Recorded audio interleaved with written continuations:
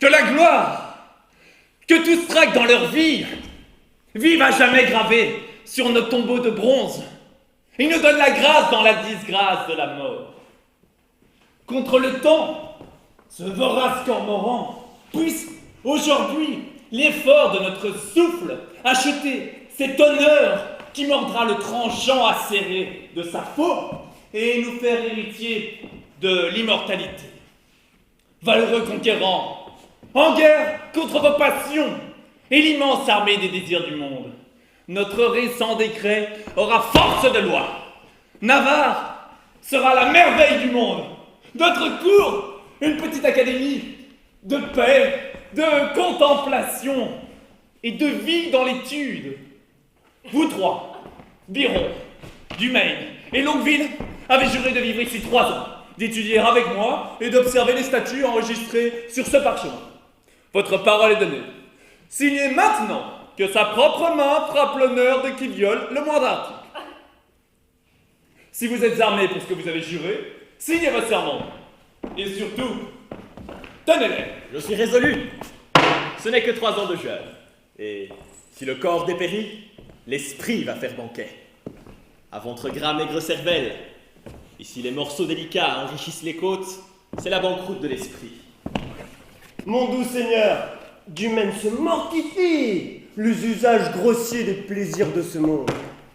Il les jette aux esclaves de ce monde grossier. Amour, richesse, faste, je meurs à vos attraits pour vivre avec vous tous dans la philosophie.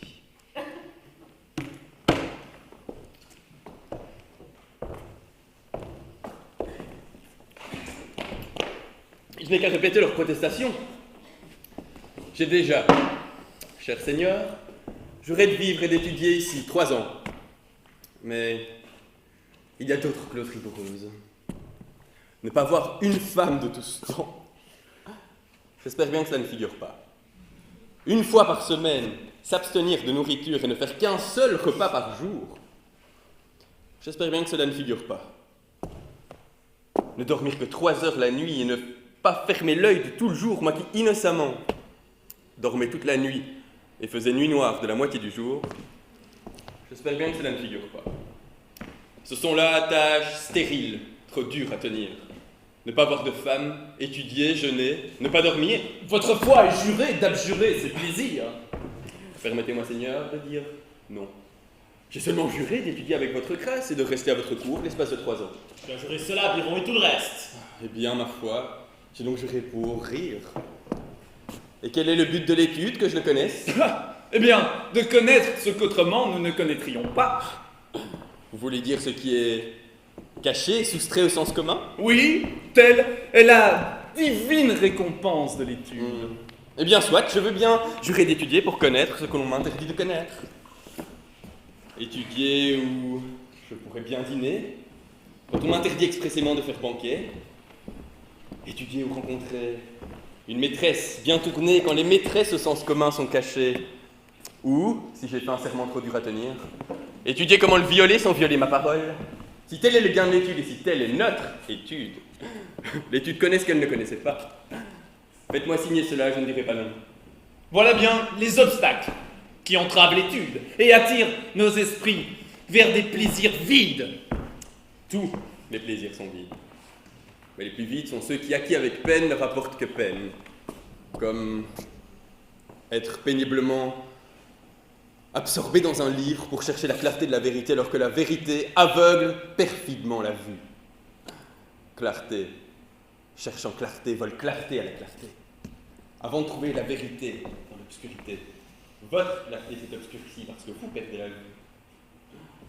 Étudiez-moi plutôt comment charmer l'œil en le fixant sur un œil plus beau, qui l'éblouit, mais qui sera son guide et qui lui rendra la clarté qui tantôt l'aveuglait. L'étude est comme le glorieux soleil du ciel qui ne se laisse pas scruter par d'insolents regards. Tous ces parrains terrestres de clarté céleste qui donnent un nom à toutes les étoiles fixes ne profitent pas plus de leur brillante nuit que tous les promeneurs qui ignorent leur nom.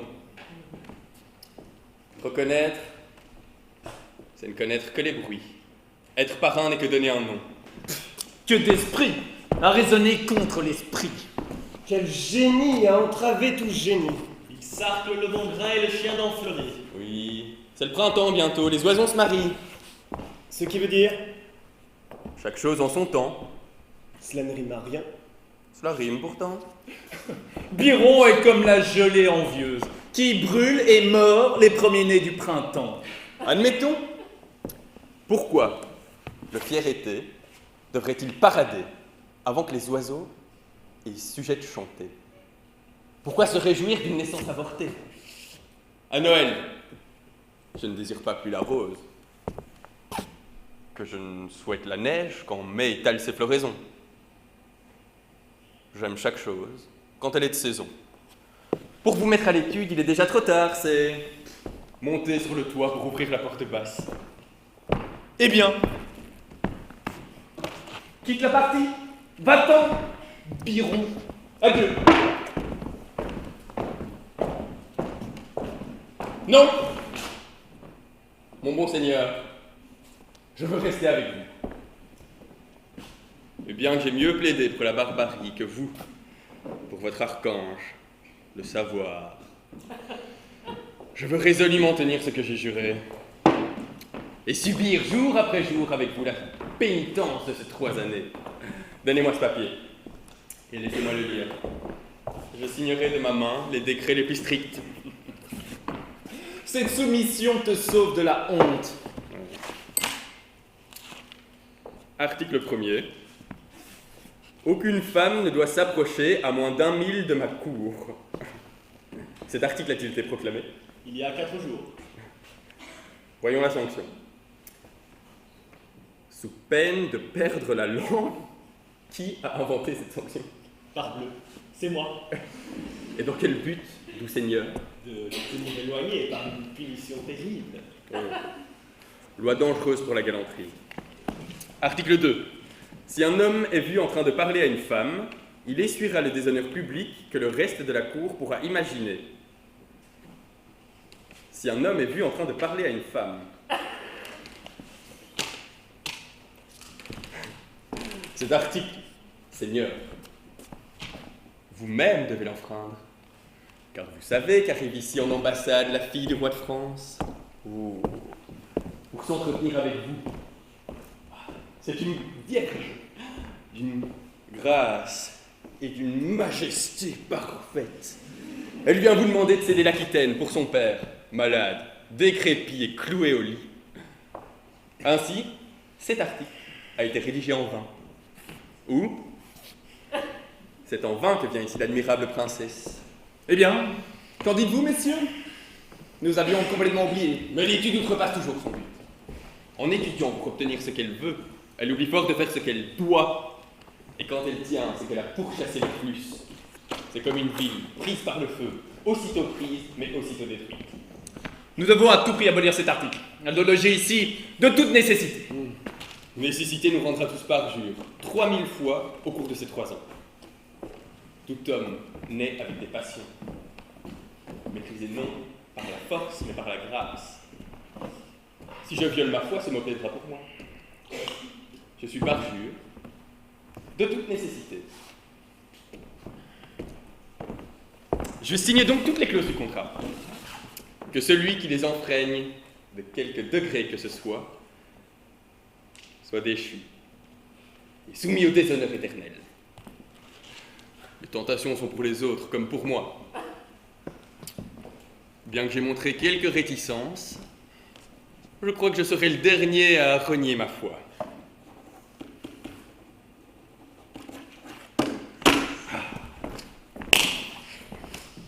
Mais n'aurons-nous pas quelques distractions de gaieté?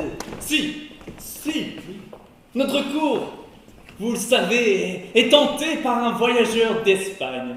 Un homme raffiné, entiché de toutes les nouvelles modes, dont le cerveau va mener de tournure que la musique de sa propre langue vaniteuse ravit comme une magique harmonie. Un homme accompli en tout, que le bon et le mauvais usage ont choisi comme arbitre de leur querelle. Cet enfant de la fantaisie qui se nomme Armado. Dans l'intervalle de nos études, nous contrats, en mots altiers, les prouesses de maintes chevaliers de la fauve Espagne, morts dans les guerres de ce monde. Vous plaira-t-il, messieurs, je ne sais guère. Pour moi, j'avoue que j'aime l'entendre mentir, mais j'en veux faire mon ménestrel. Armador est un illustrissime personnage dont les mots sortent de la fabrique. C'est le chevalier de la mode. Courge, le ristre et lui seront notre gaieté. Ainsi, 3 ans d'études seront vite passés.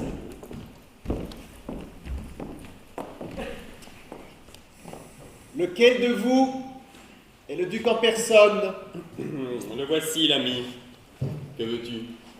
Je répréhende moi-même sa propre personne car je suis sergent, sous-chef de son Altesse, mais je voudrais voir sa propre personne en chair et en os.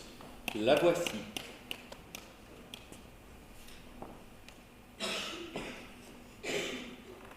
Le seigneur vous savez, il y a de la traîtrise dans l'air. Cette lettre vous en dira plus. Monsieur, le contenu de la présente me touche. Une lettre du magnifique Armador. Mon Dieu. Même si la matière en est basse, j'espère en de grands mots. Grand espoir pour un paradis si bas. Dieu nous donne la patience D'écouter ou de s'en abstenir? d'écouter humblement ou de rire modérément. Ou de Ça- s'abstenir des deux.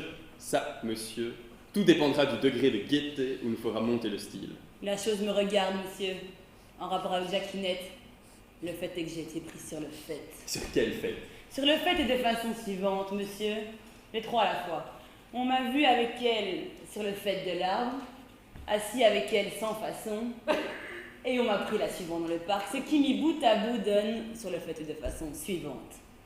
Quant au fait, messieurs, soyons francs, c'est le fait de l'homme de parler à la femme.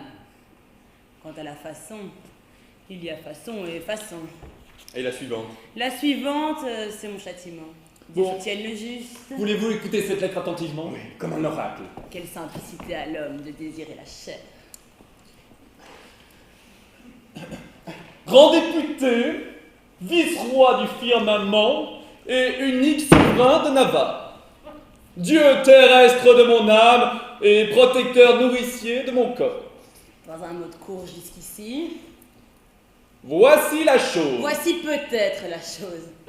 Mais s'il dit la chose telle qu'elle est, à dire vrai, c'est un pas grand-chose. La paix! Soit avec moi et avec les trouillards. Silence! Sur les secrets d'autrui, s'il vous plaît. Voici la chose. Assiégé par une mélancolie au teint noirâtre, j'ai confié cette sombre et oppressante humeur à la médecine salutaire de ton air vivifiant. Et parole de gentilhomme, je m'adonnais à la marche. À quelle heure? Vers la 6e heure, quand les bêtes paissent le plus, quand les oiseaux picorent le mieux, et quand les humains s'attablent pour cette collation qu'on appelle souper. Voilà pour ce qui est de l'heure. En quel lieu à présent? J'entends en quel lieu je me promenais. Il se nomme ton parc. Et en quel point à présent? J'entends en quel point j'étais témoin de cet événement obscène et fort malséant qui tire de ma plume de neige cet encre d'ébène que tu regardes, t'entends, examine, vois. Quant au point, dis-je, il est situé au nord-nord-est et à l'est du coin ouest de ton labyrinthique jardin. C'est là que j'ai vu ce rustre sans esprit, ce vil mignon de ta gaieté. Moi? Cet être ignorant et illettré, Moi? ce piètre vassal, Toujours moi? qui, si j'ai bonne mémoire, s'appelle Courge. C'est moi. Délacé et enlacé contre les prescriptions de ton édit proclamé. Avec qui? Avec... Je souffre de dire avec qui. Avec une fille! avec une enfant de notre grand-mère Ève, une femelle, ou pour m'adresser de plus suave façon à ton entendement, une femme. Lui, moi, aiguillonné par mon devoir à jamais révéré, je te l'ai envoyé pour qu'il reçoive le prix du châtiment, par l'entremise d'un officier de ta suave majesté, Antoine Balourd, homme de bonne réputation, de bonne conduite, de bonne tenue et de bon crédit. Oui, moi, s'il vous plaît. Je suis Antoine Balourd. Quant à Jacquinette, ainsi s'appelle le frêle vaisseau que j'ai arraisonné en compagnie du rustre susnommé, je la garde comme un vaisseau offert à la furie de ta loi, et la ferai, au moindre signe de ton suave plaisir, comparaître devant toi.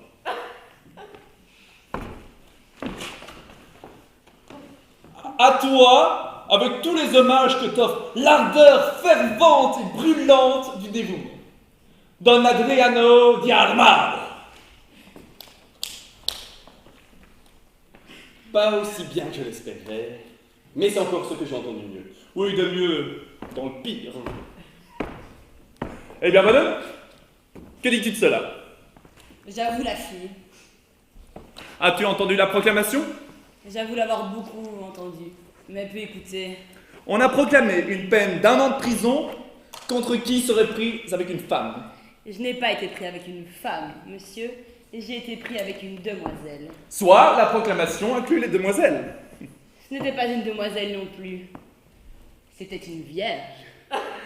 Va pour la variante, la proclamation inclut aussi les vierges. Dans ce cas, je nie sa virginité. C'était une pucelle. Cette pucelle ne me satisfait pas, monsieur. Cette pucelle me satisfait, moi, monsieur. Monsieur, voici votre sentence. Une semaine de jeûne au pain sec et à l'eau. J'aimerais mieux un mois de prière au bouillon de poule. Don Armado sera votre gardien. Seigneur Biron, qu'on lui remette le prisonnier. Quant à nous, messieurs, allons mettre à exécution les serments solennels échangés entre nous. Ma tête à couper contre le chapeau d'un brave homme, car ces décrets et serments ne seront bientôt qu'un rebut risible et inutile. Je souffre pour le vrai, monsieur, car c'est vrai, j'ai été pris avec Jacquinette. Et Jacquinette est une vraie fille. Bienvenue donc la coupe amère de la prospérité. Un jour peut-être, l'affliction sourira de nouveau. D'ici là, prends siège, oh ma douleur!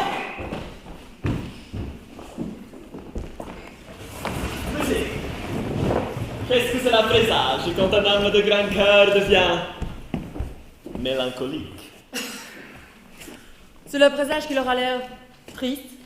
Voyons, tristesse et mélancolie sont une seule et même chose, marmousset. Non, non, non. Comment peux-tu séparer tristesse et mélancolie, mon tendre juvenceau?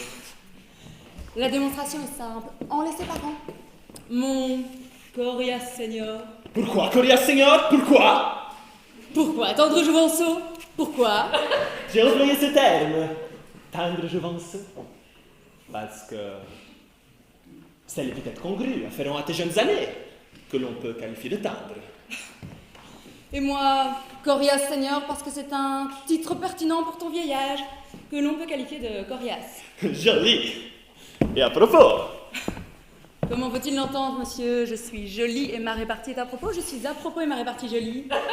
tu es joli parce que petit.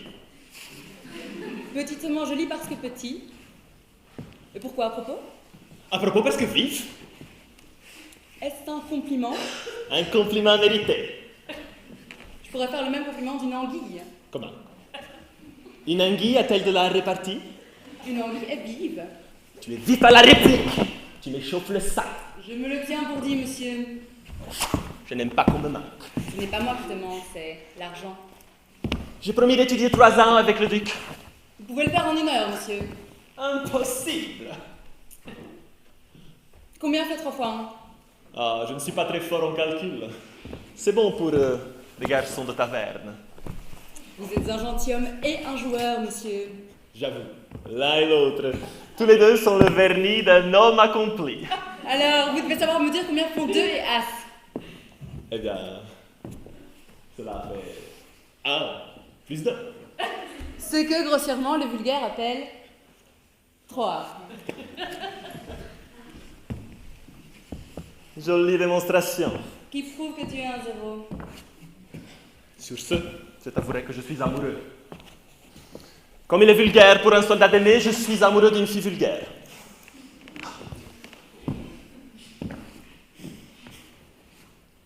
Si la flèche de Cupidon est trop assalée pour la masse d'Hercule, que puis-je faire?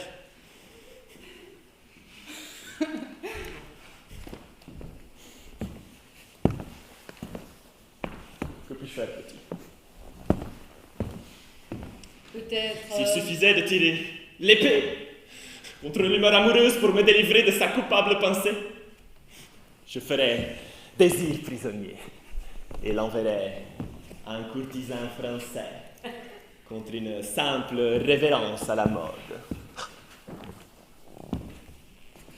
Je méprise les soupirs. Ne devrais-je pas abjurer Cupidon? Console-moi, petit. Quels sont les grands hommes qui ont été amoureux? Hercule.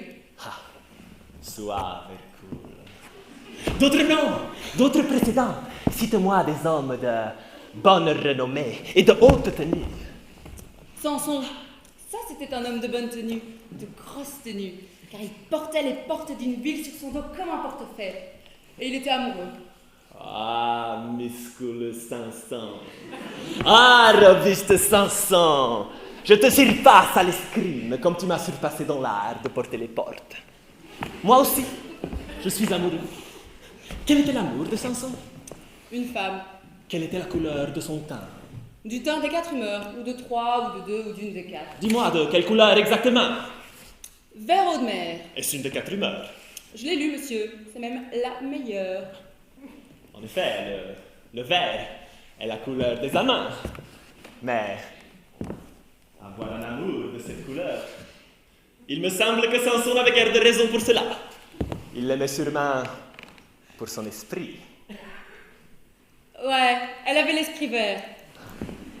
Mon amour est blanc, immaculé, et rouge. Les pensées maculées se cachent sous ces couleurs-là. Explique, savant petit, explique. Esprit de mon père et langue de ma mère, aidez-moi. Ah, suave invocation d'un fils. C'est joli et pathétique.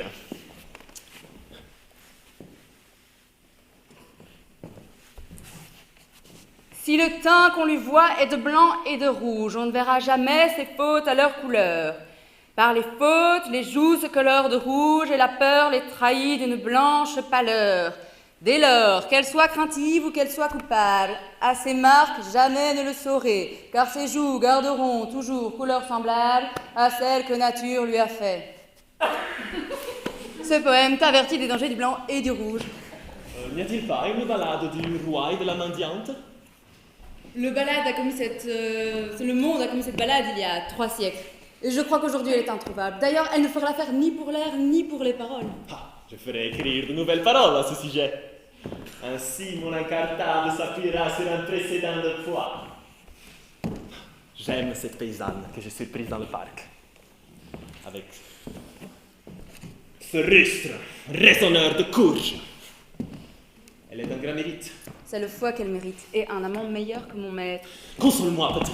Mon cœur est lourd d'amour. C'est bien étonnant quand on aime une fille légère. J'ai dit chante. Attendons que la compagnie soit partie. Monsieur, le bon plaisir du duc est que vous gardiez Courge en sûreté. Il faut qu'il n'endure ni plaisir ni peine et qu'il jeûne 3 jours par semaine. Quant à cette demoiselle, je dois la garder dans le parc. On l'accepte comme laitière. Portez-vous bien. Ma rougeur me trahit. La fille. L'homme. Je te rendrai visite au pavillon. C'est par là. Je sais où il est situé. Seigneur, que vous êtes savant Je te conterai des merveilles. avec cette figure-là. Je t'aime. C'est pas croyable. Eh bien, adieu. Eh bien, bonne journée. Allons, Jacqueline, par force.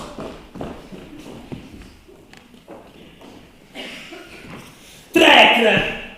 Tu vas gêner pour tes crimes avant d'être pardonné. Monsieur, j'espère que quand je jeûnerai, j'aurai quelque chose dans le ventre. Tu seras lourdement puni.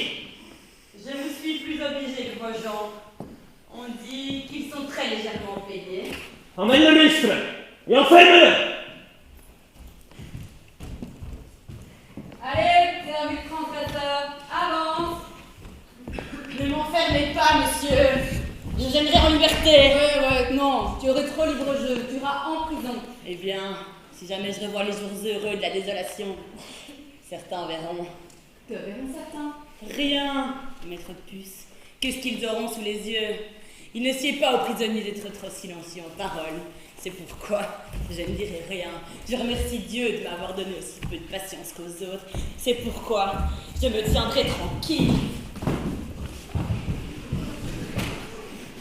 J'aime jusqu'au sol, vil, que son soulier, très vil, qui dépasse son pied plus vil encore, fou. Je me parjure, ce qui est une grande preuve de traîtrise, si j'aime. Et comment sera-t-il loyal, l'amour qui naît de la traîtrise? L'amour est un démon, l'amour est un diable. Il y a de mauvais anges que l'amour. Pourtant, comme moi, Samson a connu la tentation et il avait une force supérieure. Et pourtant, comme moi, Salomon a connu la séduction et il avait une grande sagesse.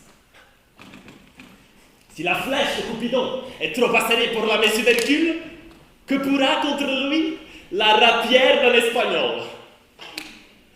La prime et la seconde ne me serviront de rien. La passada, il ignore. Le duello, il méprise. Sa disgrâce est qu'on le dit enfin, mais sa gloire est de vaincre les hommes.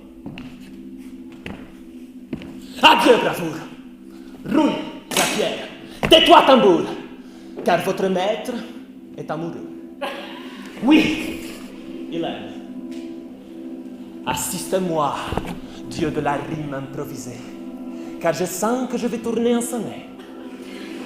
Invente, esprit, écris plume, car je suis parti pour des volumes entiers, une folio.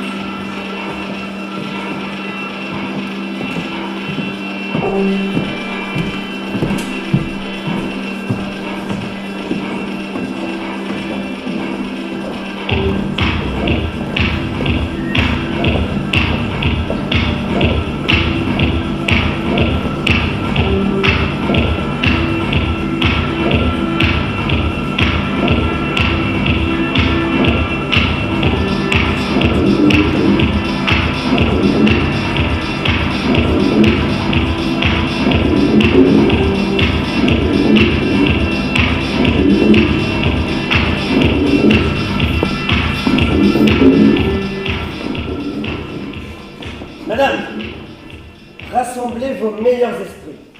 Considérez qui le roi, votre père, envoie ici, à qui il vous envoie et le pourquoi de l'ambassade. Vous-même, si précieuse tenue dans l'estime du monde, devez négocier avec l'unique héritier de toutes les perfections qu'un homme peut avoir. Navarre, sans pareil. La cause, madame, n'est rien moins que l'Aquitaine. Une dot de reine. Soyez aussi prodigue des grâces les plus rares que la nature, quand elle fit naître la disette, et affama de grâce le monde entier, pour vous les prodiguer toutes. Bon boyer, ma beauté, bien que faible, n'a pas besoin des fleurs peintes de vos louanges. C'est le jugement de l'œil qui dit le fruit de la beauté, et non les boniments vulgaires des colporteurs. Je suis moins fière de vous entendre vanter mes mérites que vous ne désiriez passer pour un spirituel, en gaspillant votre esprit à la louange du mien. Mais à mon tour à présent, tâche pour tâche. Bon boyer, vous n'ignorez pas ceci. La rumeur bavarde et bruite à la ronde que Navarre a fait vœu de consumer 3 ans d'austères études avant de laisser une femme approcher de sa cour silencieuse. Il nous semble donc nécessaire, avant de franchir ces portes interdites, de connaître son bon plaisir. Dans ce but, sûr de votre mérite, nous faisons choix de vous pour plaider notre cause avec justice et persuasion. Dites-lui que la fille du roi de France, pour une affaire sérieuse et qu'il faut régler vite, importune sa grâce d'une demande d'audience privée. Vite, signifiez-lui ceci. Nous attendons ici avec l'humilité des suppliants de son bon vouloir. Fier de cette mission, je pars avec empressement. Toute fierté étant pressée, telle est la vôtre. Mais mes tendres amis, qui sont ceux qui ont fait le même vœu que le vertueux duc? Longueville est l'un d'eux. Le connaissez-vous? Je le connais, madame. En Normandie, j'ai vu ce Longueville. On le tient pour un homme de grand talent. Très doué dans les arts et glorieux dans les armes. Rien ne lui sied mal de ce qu'il veut bien. La seule tâche à l'éclat d'une si belle vertu, si jamais tâche a pu souiller vertu, est un esprit aigu joint à une volonté obtuse. C'est tranchant à le pouvoir de couper et sa volonté s'acharne à n'épargner personne de ceux qui tombent en son pouvoir. Un seigneur moqueur, semble-t-il, n'est-ce pas? C'est ce que disent ceux qui connaissent bien son caractère. Oh, les esprits vifs sont éphémères et ils fanent à mesure qu'ils grandissent. Qui sont les autres? Le jeune Dumaine, un jeune homme accompli, aimé pour sa vertu des amoureux de la vertu. Le grand pouvoir de faire grand tort sans songer à mal. Car il a de l'esprit pour changer la laideur en beauté et de la beauté pour séduire même s'il n'avait pas d'esprit. Je l'ai vu autrefois chez le duc d'Alençon. Et ce que je dis de sa valeur est bien en deçà du mérite que je lui ai vu. Un autre de nos étudiants l'accompagnait alors.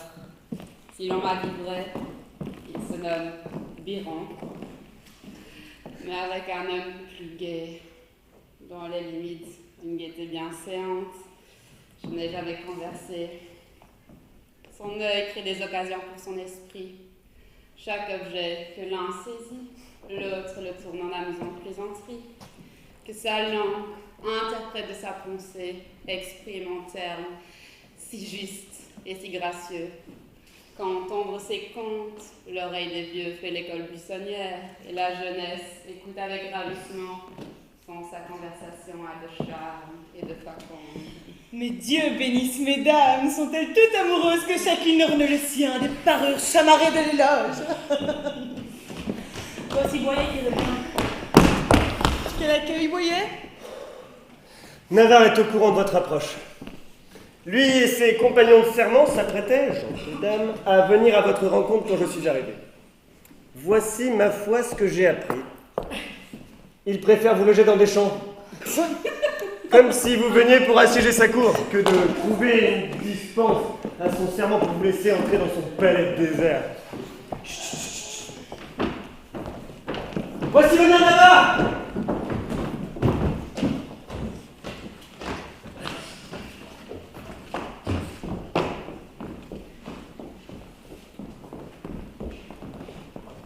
Belle princesse, bienvenue à la cour de Navarre. Belle, je vous rends le compliment. Mais bienvenue, je ne le suis pas encore. Le toit de ce palais est bien trop haut pour être à vous, et l'accueil en plein champ est bien trop bas pour moi. Vous serez, madame, la bienvenue à ma cour. Oh, mais je veux être la bienvenue, allons, conduisez-moi. Écoutez-moi, madame, j'ai juré. Notre-Dame assiste monseigneur, il va se perjurer. Pour rien au monde, de mon gré. Vous romprez votre vœu au gré de votre gré, pas autrement. Votre grâce ignore quel il est. Si monseigneur l'ignorait, son ignorance serait sage. À présent, son savoir fait preuve d'ignorance. On me dit que votre grâce a abjuré l'hospitalité. C'est péché mortel de tenir un tel serment, monseigneur, et péché de le rompre. Oh, pardon, je suis trop brusque et trop hardie. Il me sied mal de faire la leçon à un professeur. Daignez lire la raison de ma venue ici et répondre aussitôt à ma requête. Je le ferai aussitôt, si je le puis. Plutôt vous le ferez, plutôt je serai partie. Vous seriez parjure si vous me faites rester.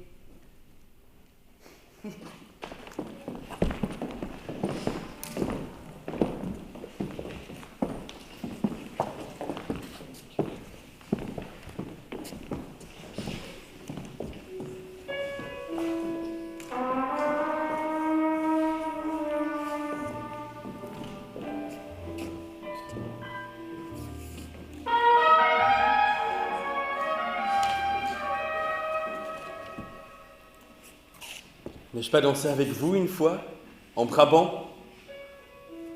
N'ai-je pas dansé avec vous une fois en Brabant? Je sais bien que oui. Alors la question était inutile. Ne soyez pas si vive.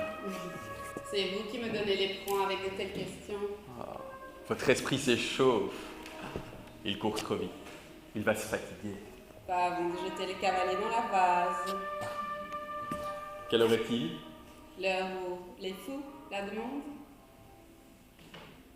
Dieu t'envoie beaucoup d'amour. Amen. Pourvu que vous n'en soyez pas. Bon. Je ne reste pas.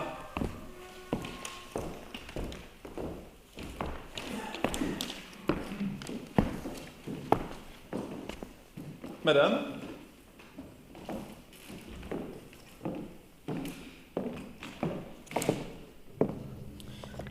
Votre père mentionne ici le paiement de 100 000 couronnes.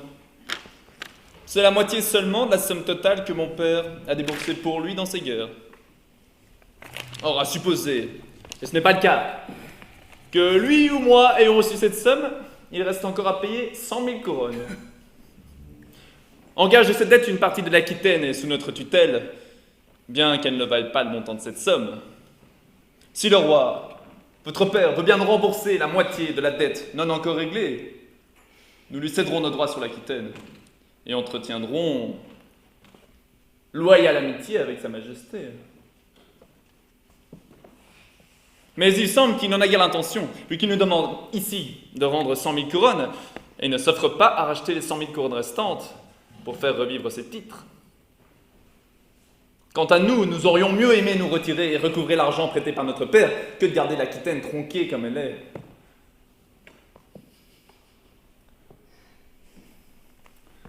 Belle princesse, si les requêtes de votre père n'étaient pas si loin de ce que la raison peut céder, votre beauté aurait fait, contre toute raison, céder mon cœur, et vous repartiriez satisfaite. Ah, mais vous faites grand tort au roi, mon père. Et portez tort aussi à votre renommée, en refusant de reconnaître pour acquis ce qui a été loyalement payé. Je jure que je n'ai jamais entendu parler de ce paiement. Si vous pouvez le prouver, je le rembourse, ou vous cède l'Aquitaine. Nous vous prenons au mot. Voyez, vous pouvez reproduire cette quittance. Donnez-moi satisfaction. N'en déplaise à votre grâce, mais le paquet qui contient cette quittance et d'autres papiers n'est pas arrivé. Mais dès demain, vous les aurez sous les yeux. Cela me suffira. Au cours de cette entrevue, je céderai devant toute raison digne de mon rang. D'ici là, reçois de ma main toutes les marques de la bienvenue que l'honneur, sans manquer à l'honneur, peut offrir à ton réel mérite. Vous ne pouvez, belle princesse, franchir mes portes. Mais ici, au dehors, vous serez si bien accueillis que vous penserez être logé dans mon cœur. Même si l'on vous refuse le havre courtois de mon palais. Que votre générosité m'excuse. Au revoir. Demain, nous vous rendrons une autre visite. Vous sentez heureux désir accompagner votre grâce. Je forme en tout point les mêmes vœux pour toi.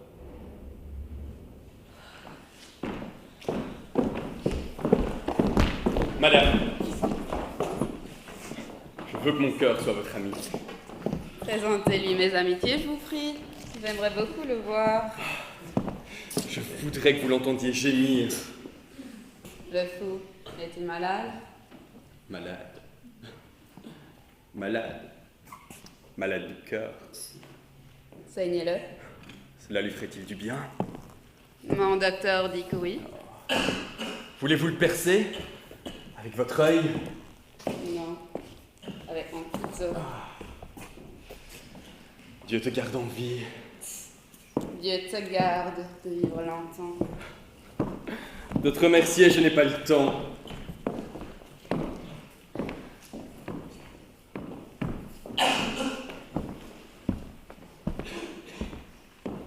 Je vous prie un mot. Quelle est cette dame en noir? Une femme, si vous la regardez en plein jour, En pleine nuit aussi sans doute. Je ne désire que son nom. elle n'a qu'un nom. Le désirer serait péché. Allez, de qui est-elle la fille? De sa mère, à ce qu'on dit. Garde à votre part. Ne vous irritez pas, mon bon monsieur. C'est l'héritière de Fauconville. Ma colère est finie. C'est une femme délicieuse. En effet, monsieur, cela se pourrait.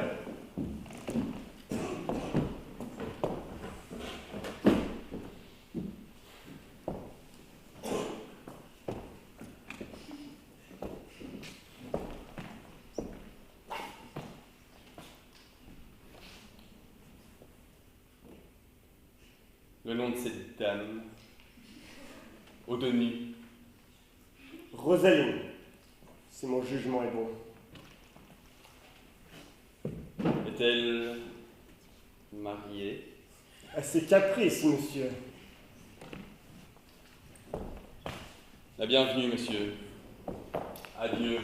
Mais votre adieu est bienvenu, monsieur. Ce dernier est le plaisant et facétieux Birou. Pas un mot de lui qui ne soit un bon mot. Ces bons mots ne sont que des mots. Vous avez bien fait de répliquer vos bons mots. J'étais aussi désireux de la gripper que lui de m'aborder. Comme deux béliers en colère. Mais pourquoi pas de voilier? Pas de bélier, douce Agnelle. Sauf pour brouter vos lèvres. Vous le bélier, moi la pâture. La plaisanterie est-elle finie? Si vous me donnez ma pâture. Non, bonne bête, mes lèvres ne sont pas un pré communal, mais un enclos privé. Et qui en est le propriétaire? Ma fortune et moi. Beaux esprits cherchent toujours querelle. Mes bons amis, cessez. Cette guerre civile d'esprit serait mieux utilisée contre Navarre et ses livres vivants. Monsieur le dévoyé. Si mon observation, qui me trahit rarement, ne me trompe pas aujourd'hui, la rhétorique muette de son cœur se dévoilait dans ses yeux. Navarre est atteint De quoi? d'une affection que les amoureux appellent la passion. Vos raisons. Tous ses sentiments s'étaient réfugiés dans le palais de son œil où perçait le désir. Son cœur, telle une agate gravée à votre empreinte, fier de cette image dans ses yeux, exprimait sa fierté. Sa langue, fatiguée de parler, impatiente de voir, trébuchait dans sa hâte à se fondre dans son regard. Tous ses sens immigraient vers cet unique sens pour ne plus éprouver que la vue de la plus belle des belles.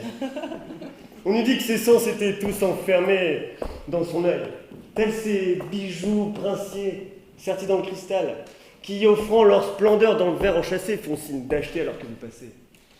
Non, non, non, non, non.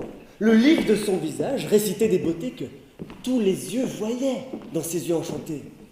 Madame, je vous céderai l'Aquitaine, et tout ce qui est mien vous donnerai, si pour l'amour de moi, vous me donnez un tendre baiser. Oh, mais retirons-nous dans nos appartements, voyez le s'amuser. Il ne veut qu'exprimer ce que l'œil du roi dévoilait. Je n'ai fait que donner la parole à son regard, lui prêter le nom qui, je le sais, ne mentira pas. Les envieux trafiquants d'amour et des discours adroitement. C'est le grand-père de Cupidon, c'est de lui qui tient ses nouvelles. Vénus devait ressembler à sa mère, car son père est bien laid. Folle fille, avez-vous des oreilles? Non, Avez-vous des yeux? oui, il faut voir le chemin de départ.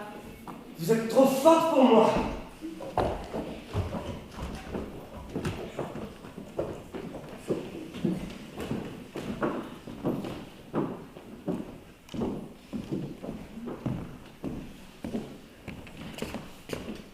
Courge. Courge. Mon cher Courge, Je vais t'affranchir. Ouais, le Maria il a franchi. Ça sent l'envoi, il y a de l'eau là-dessous. Sur mon âme. Je veux te donner ta liberté, élargir ta personne. Tu étais emmuré, contraint, confiné, captif. Ouais, vous allez être mon purgatif. Vous allez me lâcher. Je te donne ta liberté. Je t'extrais de ta prison. En échange, je ne te demande que ceci. Porte cette signification à la paysanne Jacquinette.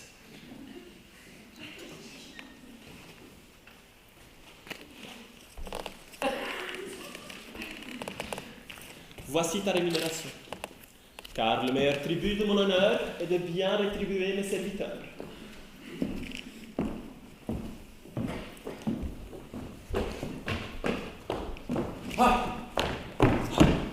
J'ai ricané des courges. Tu tombes extrêmement bien. Pardon, monsieur, combien de rubans rouges peut-on acheter avec une rémunération? Qu'est-ce qu'une rémunération? Pardi, monsieur, 3 liards. Ah. Alors tu peux t'acheter pour 3 liards de soie. Merci, votre honneur, Dieu soit avec vous. Reste esclave. Fais donc ce que je vais te demander. Quand voulez-vous que ce soit fait, monsieur? Cet après-midi. D'accord, monsieur, ce sera fait, au revoir. Oh! Tu ne sais même pas ce que c'est. Si, monsieur, je le saurai. Quand je l'aurai fait, Il faut que tu le saches d'abord. je viendrai trouver votre honneur demain matin. Viens ici. C'est très peu de choses. La princesse vient chasser ici, dans ce parc. Dans sa suite se trouve une noble dame. Quand les langues parlent avec douceur, elle nomme son nom. Elle dit Rosaline. Songe à remettre dans sa blanche main ce secret cacheté. Voilà ta gratification. Va. Gratification. Exquise gratification, c'est plus qu'une rémunération. 11 milliards de plus, je vous ferai ça, monsieur, à la lettre.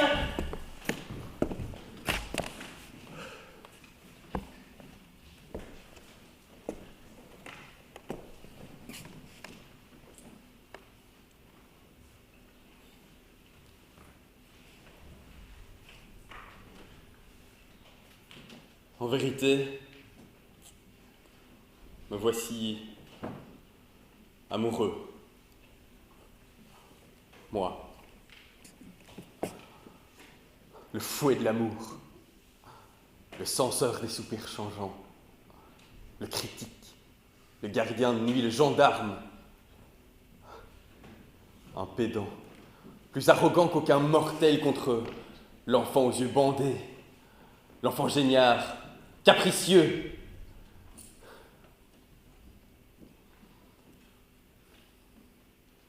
Et quoi? J'aime. Je supplie. Je cherche une épouse. Une femme.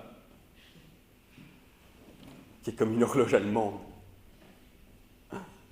Sans cesse à réparer, toujours déréglée, jamais à l'heure. Une montre qui ne montre l'heure exacte que si on la surveille. Une fille, par Dieu, qui ferait la chose, quand même Argus serait son garde et son eunuque.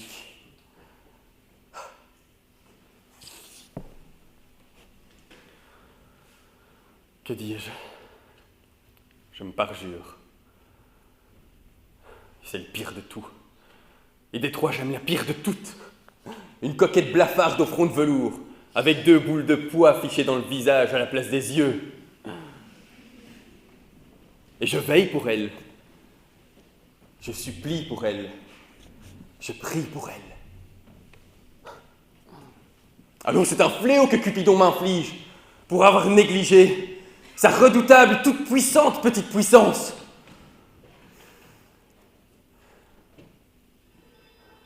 Eh bien, je vais aimer, écrire, pleurer, prier, gémir. supplier. Les hommes sont faits pour aimer.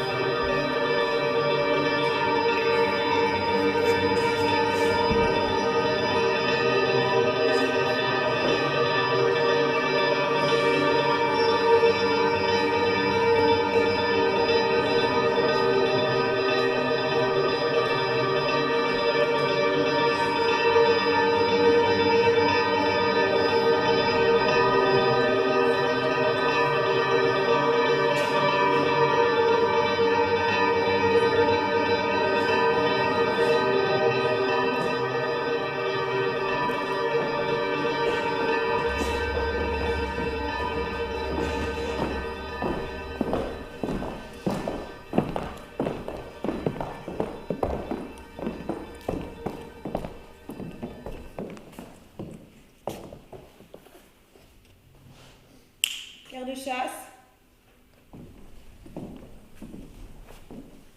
Était-ce le roi là-bas, sur la colline? Je ne sais pas. Non, je ne crois pas que c'était lui. Qui que ce fût, il avait le goût des cimes. Mes amis, aujourd'hui, nous prenons un jour de congé. Samedi, nous retournons en France. Garde-chasse, mon ami, où est le buisson où nous devons nous cacher pour jouer au meurtre? Tout près, à la lisière de ce taillis là-bas. De là, vous pourrez faire le plus beau tir.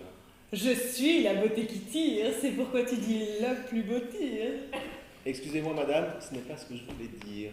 Quoi? D'abord tu me flattes et ensuite tu dis non. Oh, fierté éphémère, je ne suis pas belle. Quelle misère.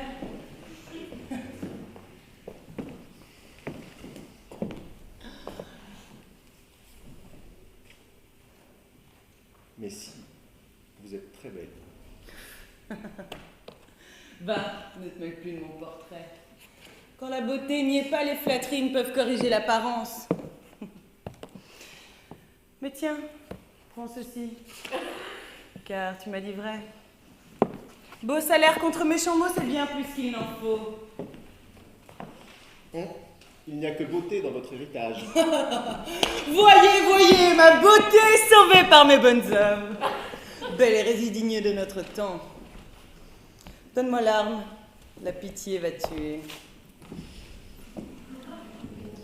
Ainsi, dans cette chasse, mon crédit reste entier. Si je ne blesse pas, la pitié m'en aura empêché. Mais si je blesse, c'est pour montrer mon adresse, qui n'a tué que pour qu'on flatte mes prouesses.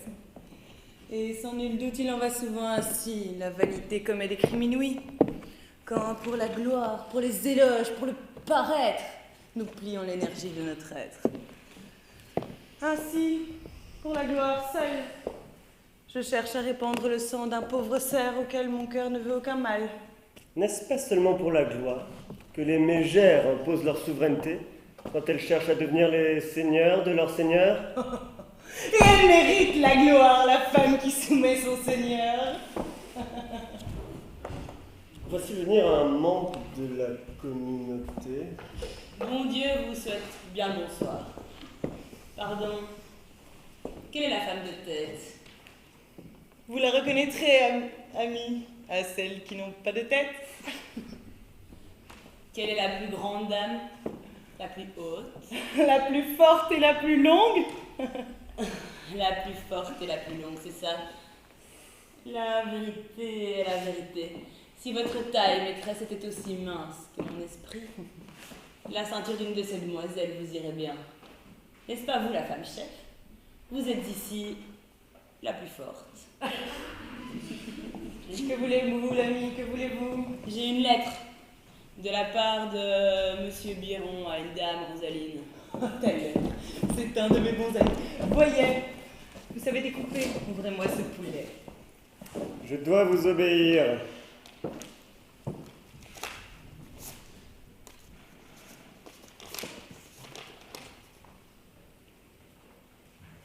Il y a erreur. Cette lettre ne concerne ici personne, elle est écrite à Jacquinette. Oh, mais nous la lirons, je le jure, tord le cou à ce cachet, et que chacune prête l'oreille. Par le ciel, que tu sois belle, c'est indéniable. Vrai que tu es charmante, la vérité même que tu es adorable. Plus belle que la beauté, plus charmeuse que le charme, plus vrai que la vérité même, prends en commisération ton héroïque vassal. Jadis, le magnanime et très célèbre roi Cophetua jeta les yeux sur la pernicieuse et indubitable mendiante Zénélophon.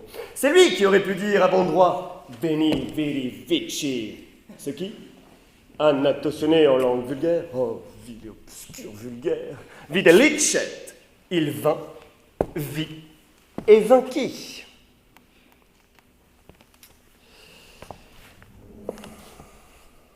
Qui vint? Le roi. Pourquoi vint-il? Pour voir. Pourquoi vit-il? Pour vaincre. Vers qui vint-il? Vers la mendiante. Que vit-il? La mendiante. Qui vainquit-il? La mendiante. Conclusion. Victoire! Dans quel camp? Celui du roi. Le captif est enrichi. Dans quel camp? Celui de la mendiante. La catastrophe est nuptiale. Dans quel camp? Celui de la mendiante. Non, celui du roi, non, les deux en un ou un seul en deux. Je suis le roi. Telle est la teneur de ma comparaison. Tu es la mendiante. Telle est la bassesse de ta condition.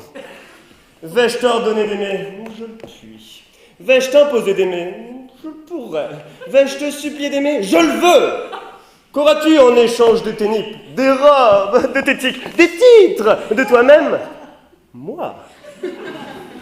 Ainsi, dans l'attente de ta réponse, je profane mes lèvres sur tes pieds, mes yeux sur ton image, et mon cœur sur toute ta personne. À toi, en gracieux gage de galanterie, Don Adriano del Maro.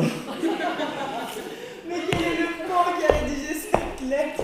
Quel est ce coq, cette girouette? N'avez-vous jamais entendu mieux? Si je ne me trompe, le style m'est familier. Oh, mais vous avez bien mauvaise mémoire si vous l'avez si vite oublié. Cet Armado, c'est un fantasque qui réside ici à la cour.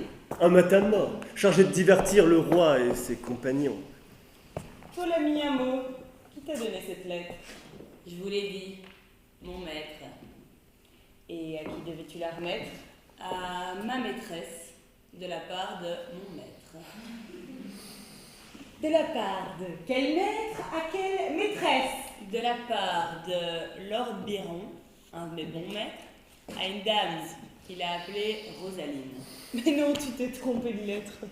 Venez, partons. Tiens, ma douce, la tienne viendra bien un jour. Qui donc est en chasse? Qui donc est en chasse? Faut-il vous la prendre? Oui, mon continent de beauté. Eh bien, celle qui porte l'arc, bien parée, n'est-ce pas? Ma maîtresse va tuer les bêtes à cornes, mais quand tu te marieras, je veux être pendu si les cornes manquent ces années-là. Bien riposté, n'est-ce pas?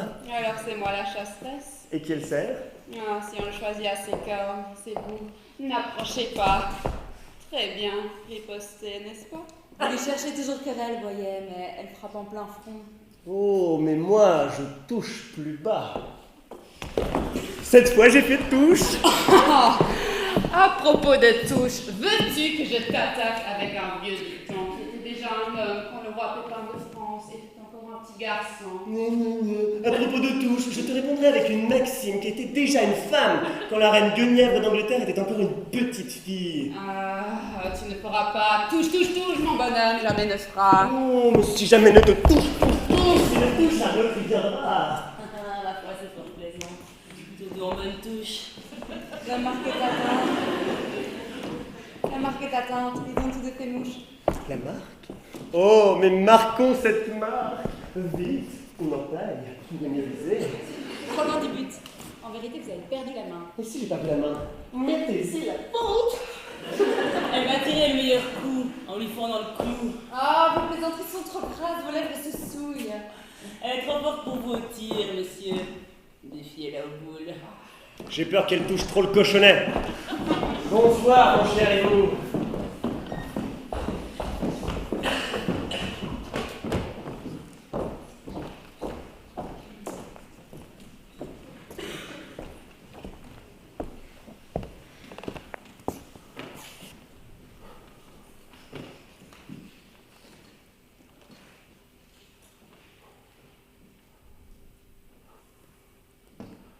Le roi chasse le cerf, et je me traque moi-même.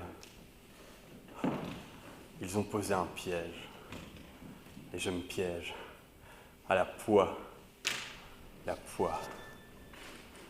gluante, le sale mot.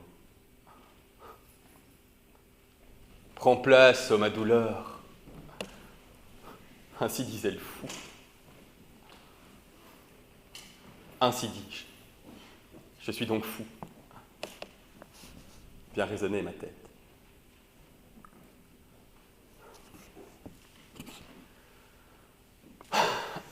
Par le ciel, cet amour est aussi forcené qu'Ajax.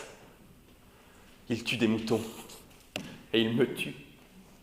Je suis donc un mouton. Bien raisonné encore pour ma défense. Je n'aimerais pas, si j'aime, qu'on me pende en vérité. Je n'aimerais pas. Et son œil, par cette lumière n'était son œil. Je ne l'aimerais pas, non. N'étaient ses deux yeux. Je ne l'aimerais pas. Je ne fais que me mentir et me démentir du fond du cœur. Oui, j'aime.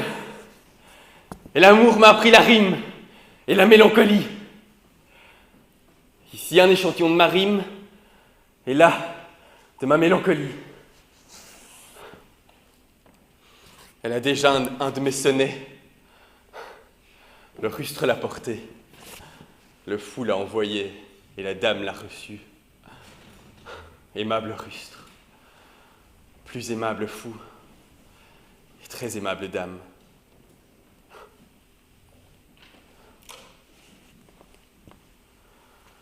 Par l'univers, je ne m'en soucierais pas plus que d'une épingle si les trois autres étaient pris comme moi.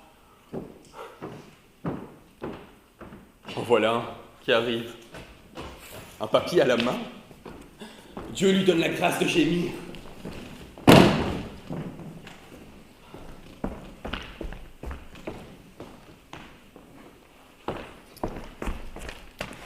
Pauvre de moi. Oh, touché, mon Dieu. Continue ton œuvre, aimable Cupidon, tu l'as atteint sous le sein gauche, avec ton arbalète à moineau. Moins doux est le baiser du soleil d'or qui joue avec les premiers pleurs du matin sur la rose que les premiers rayons de tes yeux qui se posent sur la nuit de rosée qui coule sur mes joues. Et la lune d'argent ne brille pas autant dans le sein transparent des profondeurs marines qu'il n'irradie mes larmes cristallines. Tu brilles dans chacun des pleurs que je répands. Chaque goutte t'emporte ainsi que dans un char, et parmi mes chagrins, tu roules triomphante. Ta gloire resplendit que ma douleur enfante. Sur ces larmes d'amour, abaisse tes regards, mais ne va point t'aimer toi-même en ce miroir, car tu ferais couler mes larmes pour t'y voir. Reine des reines, trop grand est ton empire pour que penser le pense, ou voix puisse le dire. Je laissais tomber ce papier. 12 feuilles. Ombrager ma folie. Quoi? Qui vient ici? Donc oui, en train de lire. Écoute, oreille.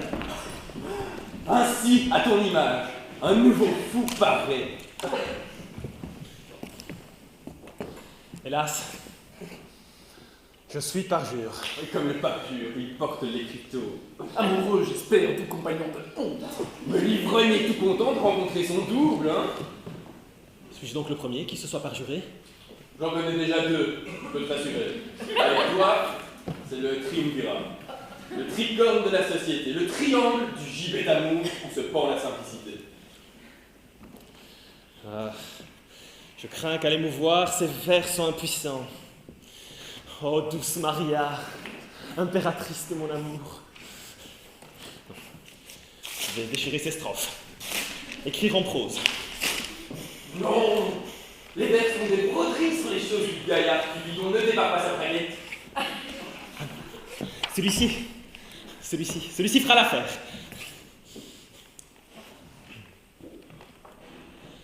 N'est-ce point de ton œil la céleste éloquence, contre qui l'univers reste sans argument, qui de mon cœur parjure a provoqué l'offense, qui rompt un vœu pour toi, n'encourt de châtiment.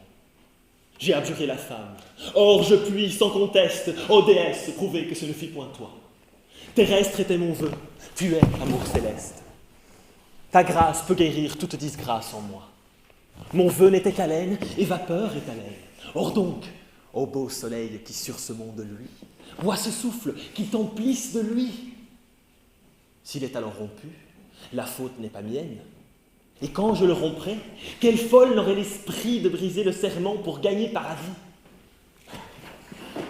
Voilà! Voilà! La veine de l'amour, qui fait de la chair une déité, d'une oie blanche une déesse. Pure, idolâtrie. Dieu nous éclaire, Dieu nous éclaire. Nous sommes bien fourvoyés. À qui enverrai-je ceci? Quelqu'un? Attendons! À cache-cache, un vieux jeu d'enfant. Et tel un demi-dieu, je trône dans le ciel et j'ai les secrets de ces malheureux fous. Encore un sac à porter au moulin. Mon vœu est exaucé. D'humaine métamorphosée. 4 bécasses dans l'assiette. Oh, divine Catherine! Oh, céleste bouffon! Oh, par le ciel, une merveille pour un œil mortel! Par la terre, tu mens, elle est bien corporelle. Elle est droite comme un cèdre. Courbée, te dis-je, par l'enfant qu'elle porte. Elle est belle comme le jour. Oui, les jours où le soleil ne brille pas. Ah, si mon vœu est exaucé. Et le mien donc? Merci, mon Dieu. Amen, si le mien l'était aussi. Je voudrais le l'oublier. sainte parole. Mes fièvres, elles règnent dans mon sang et sans cesse à moi se rappellent. Une fièvre dans le sang. Vite une incision, elle coulera dans la bassine. Exquise confusion. Encore une fois, relisons l'ode que j'ai écrite. Oui, encore une fois, voyons comment l'amour varie l'esprit.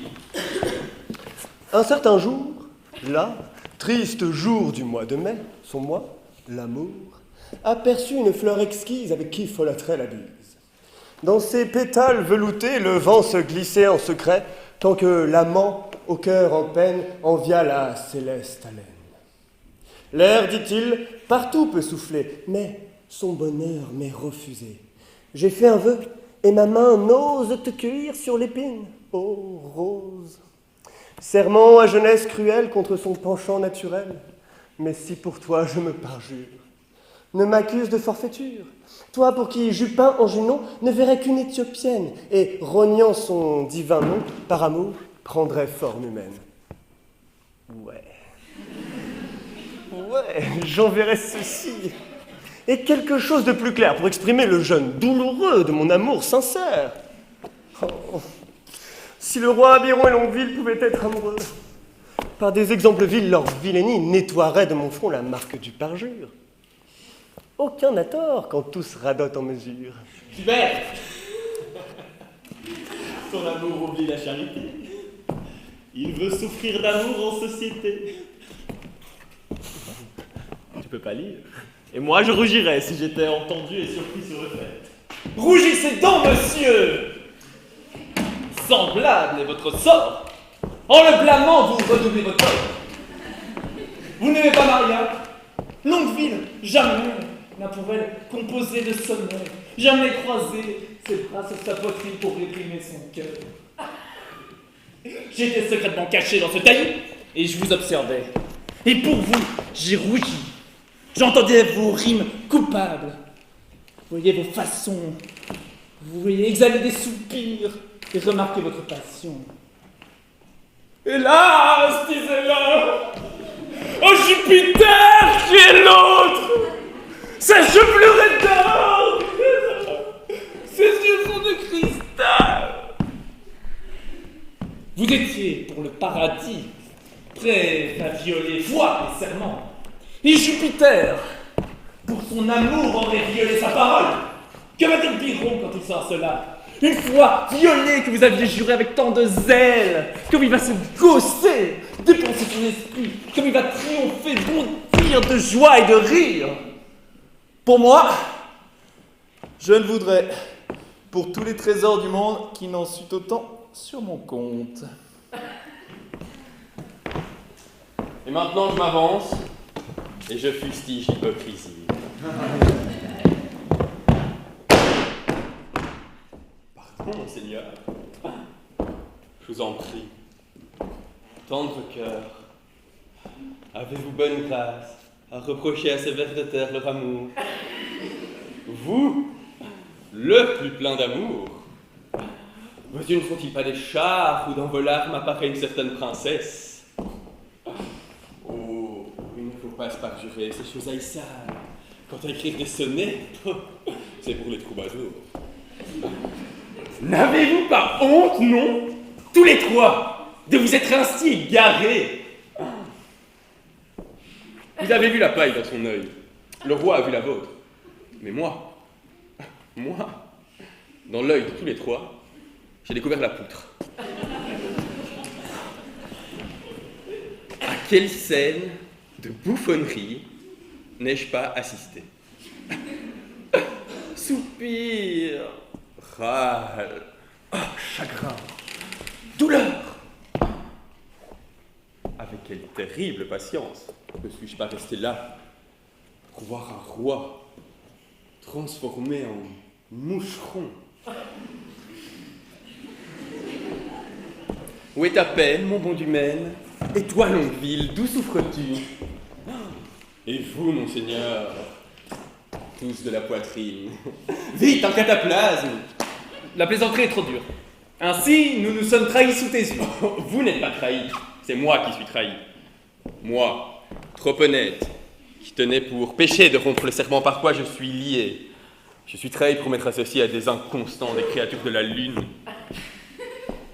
Quand me verrez-vous écrire un bout rimé, gémir d'amour, ou perdre un seul instant me pomponner?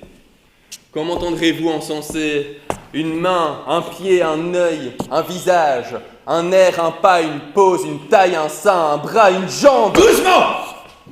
Où courez-vous si vite? Est-ce un honnête homme ou un voleur qui galope ainsi? Je me sauve de l'amour, bel amoureux, laissez-moi partir. Dieu bénisse le roi. Je supplie votre grâce de lire cette lettre. Notre curé la suspecte. C'est de la trahison, dit-il. De qui la tiens-tu? De courge. De qui la tenait-il? D'une dramadie. Seigneur Byron, lisez-la.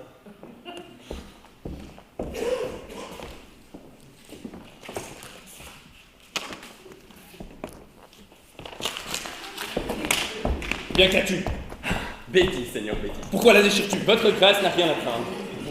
Mais cette lettre l'a vivement touché, il faut la lire. Ah, c'est l'écriture de Byron! Et voici son nom! La voûte! Faites de voir! Qu'est-ce pour faire ma honte? Coupable, monseigneur, coupable. Quoi? J'avoue. Quoi? J'avoue qu'aux 3 fous que vous êtes, il en manquait un, moi, pour faire la partie carrée. Lui, et vous, oui, vous, monseigneur. Et moi, sommes des pickpockets d'amour et méritons la mort. Congédiez ce public, je vous en dirai plus. À présent, nous formons un nombre pair. Oui, nous sommes 4. Cette tourterelle s'en ira-t-elle? Dehors! Sors le peuple honnête et reste là les traîtres.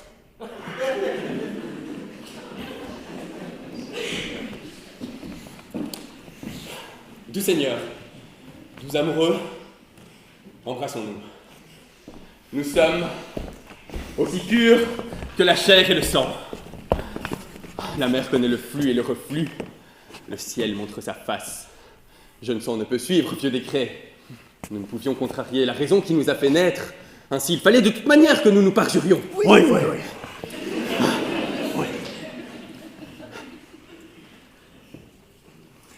Tu veux dire que cette lettre déchirée montre que tu aimes aussi? Vous me le demandez. Qui peut voir la céleste Rosaline, tel un Indien rude et sauvage, aux premières lueurs du somptueux Orient, s'encourber sa tête vassale et embrasser la poussière d'un cœur soudain obéissant? Par le ciel, ton amour est noir, comme l'ébène. Je vous prouverai sa beauté du sèche-plaidé jusqu'au jour du jugement. Ce jour-là, aucun démon ne t'effraiera comme elle. Je n'ai jamais vu tant priser une marchandise si vile. Tiens, voilà ton amour. Regarde mon pied, tu vois son visage. S'il est vu et pas avec tes yeux, ses pieds seraient encore trop délicats pour marcher dessus. Waouh! Et la rivière qui est en dessous, comme si elle marchait au-dessus des têtes. À quoi bon tout cela? Ne sommes-nous pas tous amoureux? Ah oui, et par là même tous parjurent. Laissons là ces bavardages. Et toi, mon bon Biron, prouve maintenant que notre amour est loyal, que notre foi n'est pas violée. Allons, parbleu, une plaidoirie pour ce crime. Un artifice, un argument pour tromper le diable. Un baume pour le parjure. Il y en a plus qu'il n'en faut. L'amour, d'abord appris dans les yeux d'une femme, ne reste pas solitaire et muré dans le cerveau. Emporté par le mouvement de tous les éléments, il court, rapide comme la pensée, dans toutes les facultés, et donne à chaque faculté une double faculté. Des yeux des femmes, j'ai tiré cette doctrine. Sans cesse, ils étincellent du vrai feu prométhéen. Ils sont les livres, les arts, les académies, qui dévoilent, englobent et nourrissent le monde entier. Sans elles, nul ne peut exceller en rien. Vous étiez donc fou de renier ces femmes, ou vous serez fou de tenir votre serment. Au nom de la sagesse que tous les hommes aiment, ou au nom de l'amour qui aime tous les hommes, au nom des hommes auteurs de ces femmes, ou au nom des femmes par qui les hommes sont hommes. Délions une fois nos serments pour nous trouver nous-mêmes. Sinon, nous nous perdons pour tenir notre serment. C'est religion d'ainsi se parjurer, car la charité est la vraie loi. Et qui peut séparer l'amour de la charité? 5 Cupidons! Soldats, en avant! Oui, déployez vos étendards, Seigneur. Marchons contre elles, pêle-mêle, terrassons-les. Mais songez tout d'abord dans le conflit à vous multiplier. Aux actes maintenant. Quittons le badinage. Ne sommes-nous pas décidés à courtiser les filles de France? Et à les conquérir! Il nous faut donc inventer un divertissement à leur donner dans leur pavillon. D'abord, allons les chercher dans le parc pour les conduire ici. Et au retour, chacun prendra la main de sa maîtresse de beauté. L'après-midi, nous les distrairons de quelques passe-temps nouveaux que la brièveté du délai nous permettra d'improviser. Fêtes, masques, joyeuses heures. Partons, ne perdons pas une minute du temps que nous pouvons mettre à profit. Allons!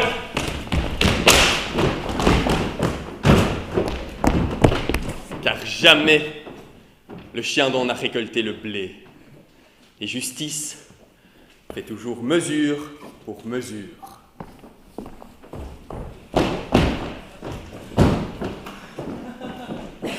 Les temps, nos amis. Nous serons riches avant notre départ si les cadeaux continuent ainsi à affluer. Une femme emmurée de diamants. Voyez ce que j'ai reçu du roi amoureux. Y avait-il rien d'autre avec madame? Rien d'autre, si. Autant d'amour rimé qu'on peut enfourrer sur une feuille de papier. Des deux côtés, sur la marche, partout. C'est les du nom de Cupidon. Voilà comment ce dieu a pu devenir sire. Depuis 5000 ans qu'il était un enfant. Et un gibier de potence. Vous ne serez jamais amis. Il a tué votre sœur. Il l'a rendue mélancolique, triste et chagrine, elle en est morte. Si comme vous, elle avait eu le cœur léger, l'humeur alerte, joyeuse et turbulente, elle serait devenue grand-mère avant de nous quitter. Quelle noire pensée. À beauté noire, esprit léger. Quelle noire pensée. Ma souris cache ce mot léger. Ne prenez pas la mouche, vous allez moucher la chandelle et mon raisonnement finira dans le noir. Ah, il faut plus de clarté pour saisir ta pensée. Ce n'est pas comme vous, légère au grand jour. Légère. Oui, je pèse moins que vous. Vous ne me pesez pas, c'est que vous n'avez cure de moi. Que voulez-vous? On n'a pas cure de l'incurable. Balle bien renvoyée. Mais quel joli jeu d'esprit. Mais Rosaline, ma douce, toi aussi tu as reçu un cadeau. Devinez. Si mon visage était aussi beau que le vôtre, mon cadeau serait aussi grand. Vous voyez, moi aussi j'ai reçu des vers, et je remercie Biron. Le compte des pieds est juste. Si mes charmes étaient aussi bien comptés, je serais la plus belle déesse de la terre. Il me compare à 20 000 beautés. Oh, dans sa lettre, il a fait mon portrait. Ressemblant. Ah, l'écriture est jolie, mais la louange est fade. Belle comme l'encre, bonne conclusion. Belle comme une majuscule noire sur un manuscrit. Ah, vos crayons, je ne veux pas être en reste. Ma lettre d'or, ta chevelure est d'ambre. Dommage que ton visage soit criblé de boutons. Oh, la vérole soit de vos bons mots, je n'aime pas les mégères. Mais Catherine, ma douce, qu'as-tu reçu du beau du Maine? Ses gants? N'a-t-il pas envoyé la paix? Si, madame, et bien plus encore. Quelques 1000 vers d'amants fidèles. Immense fiction d'hypocrisie. Méchante compilation, prétentieuse sottise. Cette lettre et ces perles sont le cadeau de Longueville. La lettre est trop longue de plus d'un demi-mille. Oh, je suis de ton avis. Ton cœur n'aurait-il pas souhaité la lettre plus courte et le collier plus long? Vous voyez que mes mains restent jointes à jamais. Oh, nous sommes sages d'ainsi railler nous amoureux. Ils n'en sont que plus fous d'ainsi payer nos railleries. Ce Biron?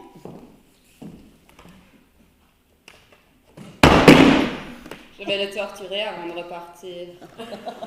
Oh, si je savais qu'il est bien pris dans mes filets, comme je le ferais, ramper et prier et mendier, attendre la saison, respecter les délais, dépenser son esprit prodigue en rimes inutiles.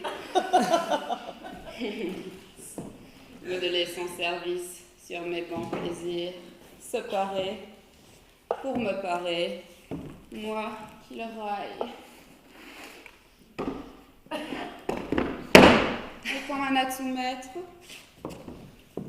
je le dominerai. Je serai son destin.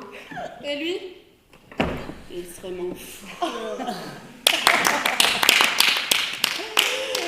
Mais nul n'est aussi bien pris quand il est pris que le sage devenu fou. Folie éclose dans la sagesse, de la sagesse à la caution et l'assistance du savoir.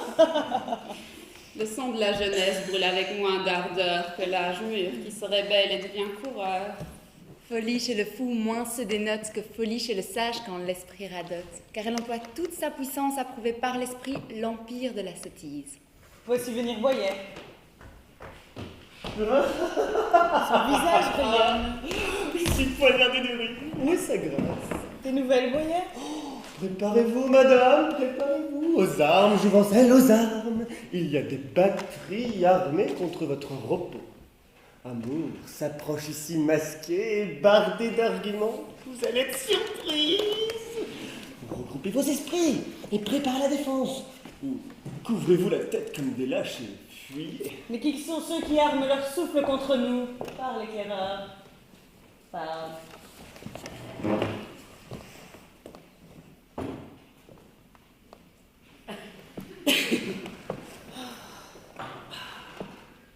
Sous l'ombre fraîche d'un sycomore, Je voulais fermer les yeux une demi-heure. Quand, interrompant mon projet de sieste, je vis vers cet ombrage se diriger le roi et ses compagnons. Prudemment, je me dirigeais derrière un taillis voisin et j'entendis ce que vous allez entendre. D'ici peu, ils seront ici et déguisés. Leur héros est une jolie canaille de page qui a étudié par cœur son ambassade. Accent, action, ils lui ont tout appris. Tu dois dire cela, tu dois te tenir ainsi. Et de temps à autre, il supposait que votre présence altière le troublerait. Car, disait le roi, c'est un ange que tu vas voir. Mais n'aie pas peur, parle sans t'émouvoir. L'enfant répondait, un ange n'est pas méchant. J'aurais eu peur si c'était un démon. Tous alors riaient, lui tapaient sur l'épaule et sous les compliments. Le hardi bonhomme s'enhardissait. L'un se frottait le coude, il souriait et jurait que jamais on n'avait mieux parlé. L'autre faisait claquer ses doigts, elle criait « Va, nous le ferons, advienne que pourra !» Le quatrième pirouetta sur son antenne. Et le voilà par terre. Tous alors s'écroulèrent sur le sol, d'un rire si généreux, si profond, qu'apparaissent, au milieu de leur humeur hilar, comme pour mettre un terme à leur folie, les larmes graves de la douleur. Mais encore, viennent-ils nous rendre visite? Mais oui. Et ils sont costumés. En russe ou en moscovite. Oui, ils viennent parlementer, faire leur cours, danser. Chacun exposera sa cause d'amour à sa maîtresse qu'il reconnaîtra au cadeau qu'il lui a fait. Vraiment. Eh bien, mesdames, les galants vont être mis à rude épreuve. Car, mesdames, nous serons toutes masquées. Et aucun d'eux n'obtiendra la grâce, malgré ses prières, de voir un visage de dame. Échangeons nos cadeaux. Ainsi, ils courtiseront de travers, trompés par ces échanges. Alors mettons nos cadeaux bien ensuite. Mais dans cet échange, quelle est votre intention? Mon intention est de tromper la leur. Ils veulent se divertir en se moquant de nous. Et moquerie pour moquerie est ma seule impression. Chacun d'eux ouvrira les secrets de son cœur à celle qu'il prendra pour son amour. Et nous nous moquerons d'eux à la prochaine entrevue où nous pourrons, à visage découvert, les accueillir et leur parler. Mais danserons-nous s'ils nous invitent? Oh non, plutôt mourir que de bouger un pied. À leurs compliments apprêtés, nous ne rendons pas grâce. Et pendant ces discours, nous tournerons le dos. Oh, ce dédain brisera le cœur de l'orateur et fera divorcer sa mémoire d'avec son rôle. Mais c'est bien ce que je veux, je n'en doute pas.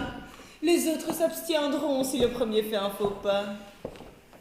Il n'est de meilleur jeu que de se jouer du jeu des autres, en retournant leur tour contre eux. Nous tiendrons la place, bafouant la raillerie qu'ils escomptent, tandis que bafoués, ils s'enfuiront de honte. Ils arrivent. Masquez.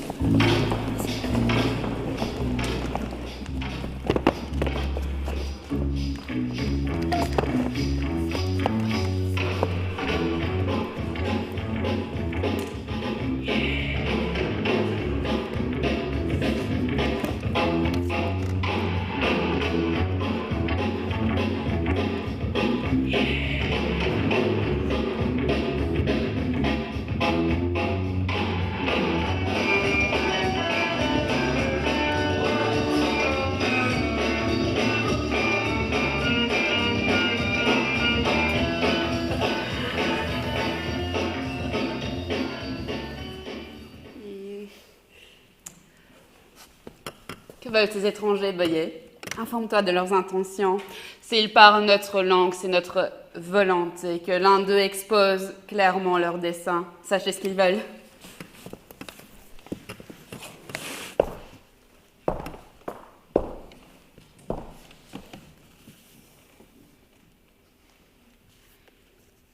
Que voulez-vous de la princesse?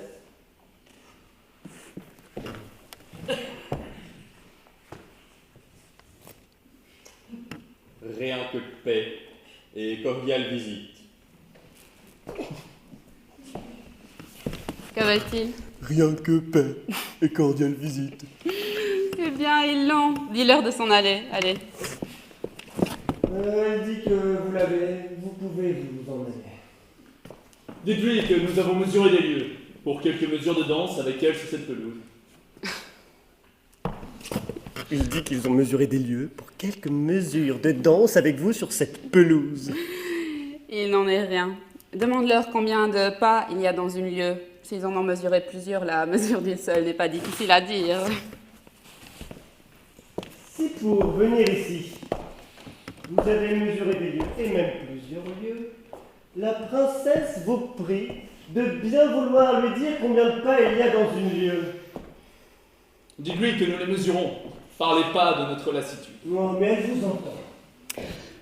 Combien de pas de lassitude? Parmi les nombreuses lieues de lassitude parcourus par vous, comptez-vous dans le parcours d'une lieue? Nous ne comptons pas ce que nous dépensons pour vous. Notre dévouement est si riche et si infini que nous pourrions aller toujours ainsi, sans calculer. Daignez à présent nous montrer le soleil de votre visage afin que, tel des sauvages, nous puissions l'adorer. Mon visage n'est qu'une lune et voilée de nuages. Heureux les nuages qui voilent votre visage, brillante lune. Et vous, ces satellites, écartez ces nuages, brillez sur nos yeux humides. Frivole requête, implore davantage. Tu ne demandes qu'un reflet de lune sur l'eau. Daignez alors nous accorder seulement une mesure de danse. Vous m'avez dit de demander. La demande n'a rien d'étrange. Eh bien, musique. Mais dansons tout de suite. Pas encore, pas de danse. Voyez, je change comme la lune. Pourquoi êtes-vous si changé? Vous n'aimez pas danser? Tantôt c'était la pleine lune et déjà la lune a changé. Pourtant, elle est toujours la lune. Et moi, l'homme de la lune. La musique joue de grâce, suivons le rythme. Mon oreille le suit bien. C'est à vos jambes de le faire. Ah. Puisque vous êtes étrangers, que vous êtes ici par aventure, nous ne serons pas méchantes. Donnons-nous la main, nous ne danserons pas. Pourquoi alors se donner la main? Simplement pour se quitter bons amis. Une révérence, mes tendres sœurs, et voici la mesure finie. Une mesure de plus de cette mesure. Ne soyez pas méchante. Ah, pour ce prix-là, nous ne pouvons donner plus. Fixez vous-même votre prix. Combien coûte votre compagnie? Votre absence. Impossible. Alors, nous ne pouvons être achetés. Adieu. 2 fois pour votre masque, une demi-fois pour vous. Si vous refusez de danser, parlons encore. En privé alors. Je n'en suis que plus charmé. Maîtresse au blanc chemin, un seul mot doux de toi. Miel, lait, sucre. En voilà déjà 3. Eh bien, doublons la mise, puisque vous raffinez. Hydromel, mélivore et malvoisie. Je vous double. Voilà déjà une demi-douzaine de douceurs. 7e douceur. Adieu. Puisque vous savez tricher, je ne joue plus avec vous. Un mot en secret. Oh, si ce n'est pas une douceur. Tu m'échauffes la bile. La vie, c'est ta mère. Donc justifié. Daigneriez-vous échanger un mot? Lequel? Belle dame. Beau seigneur, prenez ça pour votre belle dame. S'il vous plaît, un mot en privé, et je vous dis adieu.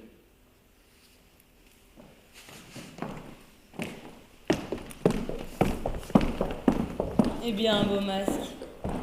Vous n'avez pas de langue? Je connais la raison, madame, de votre question. Ah, la raison. Monsieur, vite, je languis. Vous avez une double langue sous votre masque. Donnez-en la moitié à mon masque muet. Bravo, bravo. Je garde le bras et vous laissez veau. Un veau, belle dame. Non, un beau seigneur veau. Mais vous avez trop d'esprit.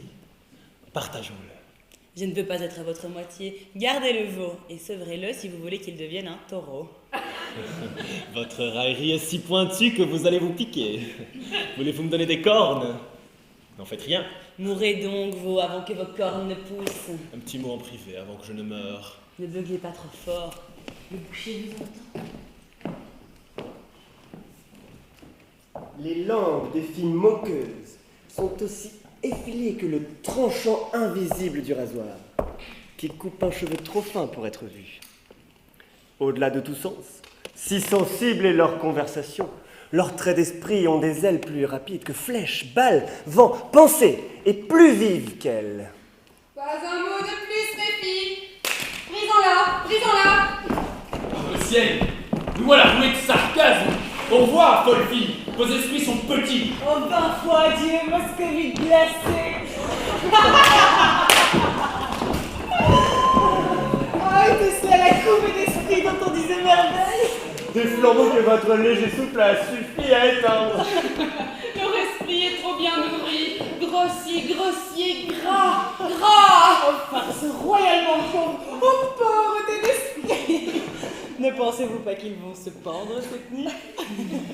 Ou ne plus se présenter sans leur masque? Ce frondeur de Biron était tout déconfit.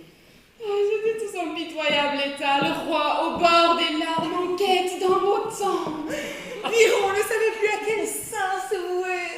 Dumel était à mon service avec son épée. Brisons-la, elle dit, et mon serviteur en est resté muet. Longueville m'a dit que je lui opprimais le cœur. Savez-vous comment il m'a appelé? Oh, le cœur, peut-être? Tout juste, en vérité. Oh, loin de moi, maladie que tu es. De meilleurs esprits que porte de simples bonnets d'apprenti. Écoutez cela, le roi est mon amant juré. L'intrépide Biron m'a engagé sa foi. Longueville était né pour me servir. Biron m'appartient comme l'écorce à l'arbre. Belle dame, et vous, jolie maîtresse, écoutez. Dans un instant, ils seront de retour, sous leur propre forme. Il est impossible qu'ils digèrent cette claque humiliante. Comptez revenir? Mais bien sûr, en bondissant de joie, tout estropiés qui sont de vos coups. Échangez vos cadeaux. Et quand ils réapparaîtront, éclatez comme de douces roses dans l'air d'été. Éclatez, mais parle pour être compris. Belles dames masquées sont comme roses en bouton. Démasquées, arborant leur suave incarnat, elles sont comme anges sans voile ou roses éclatées.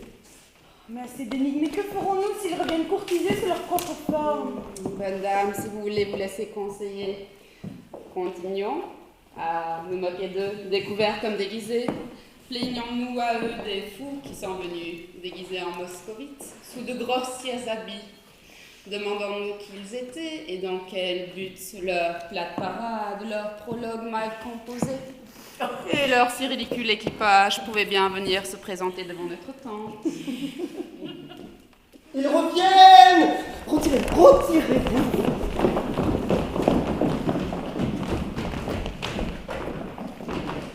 Beau sire, Dieu vous garde. Où est la princesse?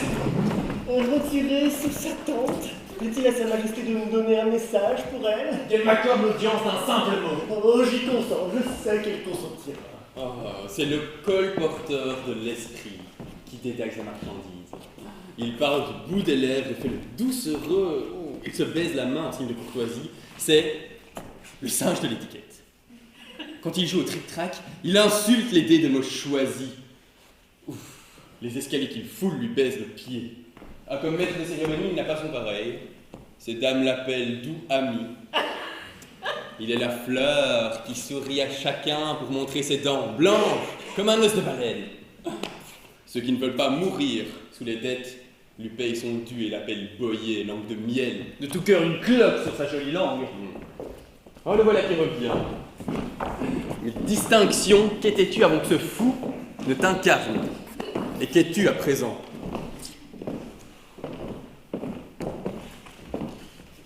Bonjour, gracieuse dame. Que le ciel fasse sur toi pleuvoir ses bienfaits. Bonjour et la pluie, voilà qui ne s'accorde guère. Comprenez mieux mes paroles, s'il vous plaît. Mais formulez mieux vos souhaits, je vous y autorise.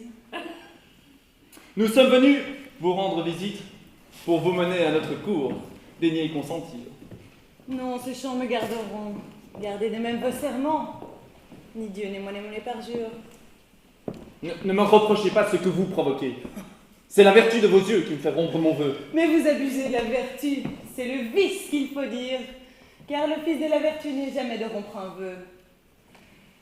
Je refuse l'hospitalité de votre palais, tant je détesterais causer la rupture d'un vœu céleste et formé de pure foi.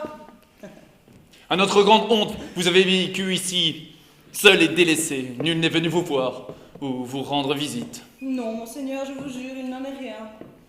Nous avons eu ici des passe-temps et de plaisantes distractions. Une bande de Russes vient à peine de nous quitter. Des Russes, madame, est-ce possible? Mais oui, en vérité, monseigneur, de fort jolis galants, plein d'allure et de courtoisie. Madame, disons la vérité. Il n'en est rien, monseigneur.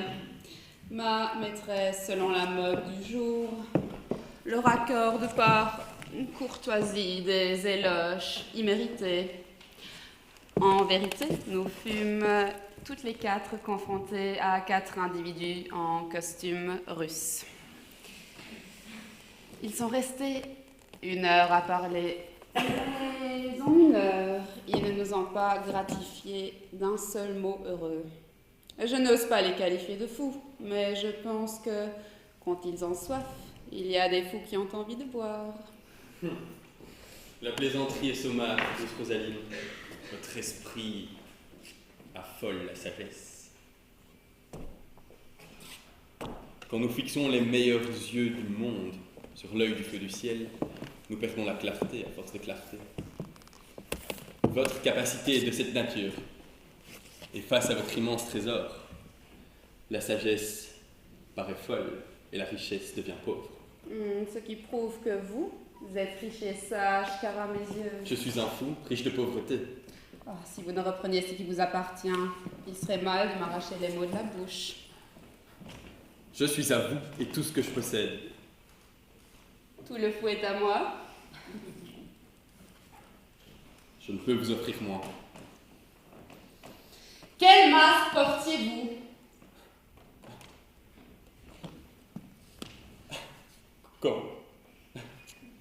Quoi, quel masque? Ah, ici, tout à l'heure, ce masque, cet étui superflu qui cachait le pire et montrait le meilleur.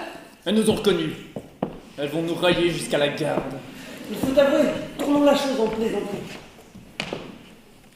Eh bien, monseigneur, pourquoi cet air défait? Mais quel embarras! Au secours, tenez-lui le front, il va s'évanouir. Pourquoi êtes-vous si pâle? Le mal de mer, je pense, quand on vient de Moscovie. Voilà. Les étoiles déversent leur fléau sur les parjures. Quel front sera assez solide pour y résister? Me voilà face à toi, madame. Braque sur moi ta malice. Blesse-moi de ton mépris. Accable-moi de tes sarcasmes. De ton esprit pointu perce mon ignorance. Hache-moi en morceaux du tranchant de ta pensée. Je ne viendrai plus jamais te prier à danser. Plus jamais ne viendrai te courtiser en habit russe. Plus jamais ne prêterai l'oreille aux compliments apprêtés ni au mouvement de langue d'un écolier. Je ne viendrai plus jamais voir ma maîtresse sous un masque, ni la courtiser en rime, tel un ménestrel aveugle.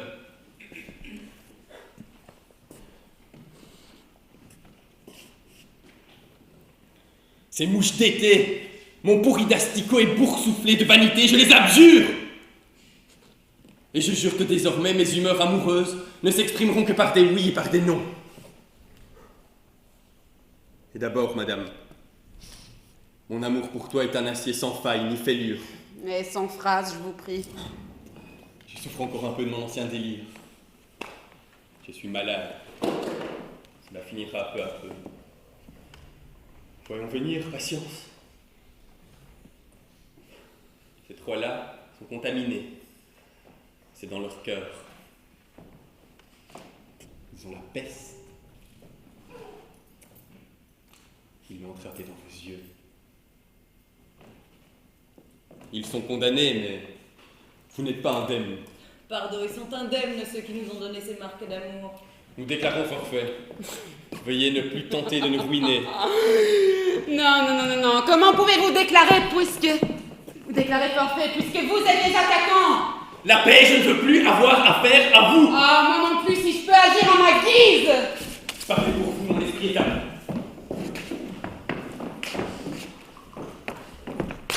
Excuse, dame.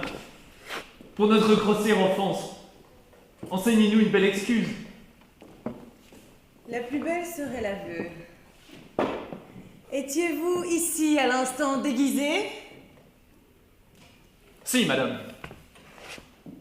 Et aviez-vous tout votre bon sens? Je l'avais, belle dame. Et quand vous étiez ici, qu'avez-vous murmuré à l'oreille de votre belle dame? Que je la respectais plus que tout au monde. Quand elle vous sommera de tenir parole, vous la repousserez. Non, sur mon honneur. La paix! Arrêtez! Vous avez déjà rompu un serment. Vous n'avez plus peur de vous parjurer. Méprisez-moi quand je violerai ce serment. Je n'y manquerai pas! Mais tenez-le donc. Rosaline, ma douce, que t'a murmuré le russe à l'oreille? Madame, il m'a juré qu'il me chérissait autant que la prunelle de ses yeux, qu'il m'estimait plus que tout l'univers, qu'il m'épouserait ou m'aimerait jusqu'à la mort. Mais Dieu t'accorde beaucoup de joie avec lui. Ce noble seigneur met un point d'honneur à tenir sa parole. Que voulez-vous dire, madame? Sur ma vie, sur ma foi, je n'ai jamais juré à cette dame pareil serment. Oh, si fait, le ciel m'en est témoin. Et pour le confirmer, vous m'avez donné ceci. Reprenez-le. J'ai donné ce gage et ma foi à la princesse. Je l'ai reconnu à ce bijou qu'elle portait à son cou. Pardon, monseigneur. Ce bijou, c'est elle qui le portait. Et monseigneur Biron, je lui rends grâce, et mon bien-aimé. Eh bien, monseigneur, que voulez-vous? Moi ou vos perles?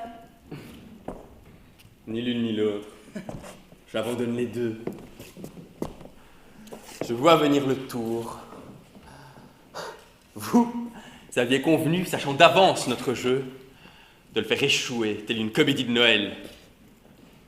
Un colporteur, une paillasse, un lèche-botte qui a les joues ridées à force de sourire et qui a le truc pour faire rire madame quand elle en a envie, à dévoiler notre projet. Ce faisant, ces dames ont échangé leurs cadeaux. Et ne suivant que les apparences, nous n'avons courtisé que l'apparence. Pour ajouter l'horreur au parjure, nous venons de nous parjurer une seconde fois, sciemment et par erreur. Ce doit être à peu près cela, n'est-ce pas?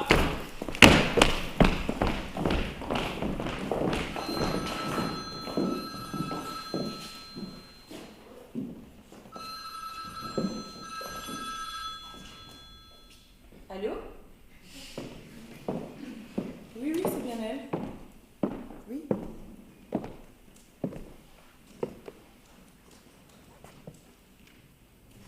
Quoi?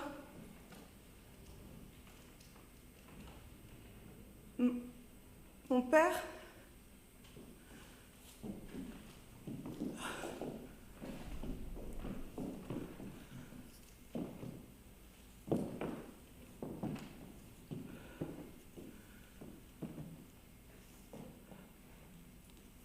Préparez tout.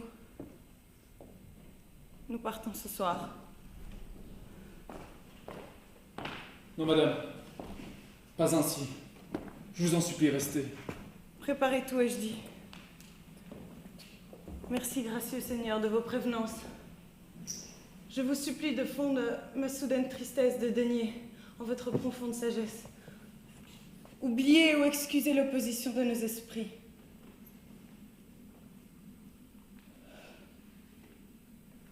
au dernier instant. Le temps parfois modèle toute chose, selon le but de sa course. Et souvent, quand on te croit perdu, il décide ce qu'un long procès n'a pu trancher. Je ne comprends pas. Mon cœur s'alourdit. Les mots simples et droits pénètrent mieux l'oreille de la douleur. À travers ces emblèmes, comprenez le roi. Par amour de votre beauté, nous avons perdu le temps et joué un mauvais tour à nos serments. Mais nous avons reçu vos cadeaux d'amour. Mais pour notre part, nous n'y avons pas témoigné plus d'ardeur et nous avons traité votre amour selon son apparence,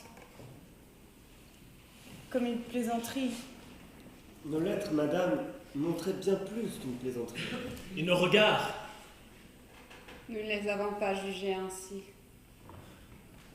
Puisque l'heure touche à ses dernières minutes, accordez-nous votre amour.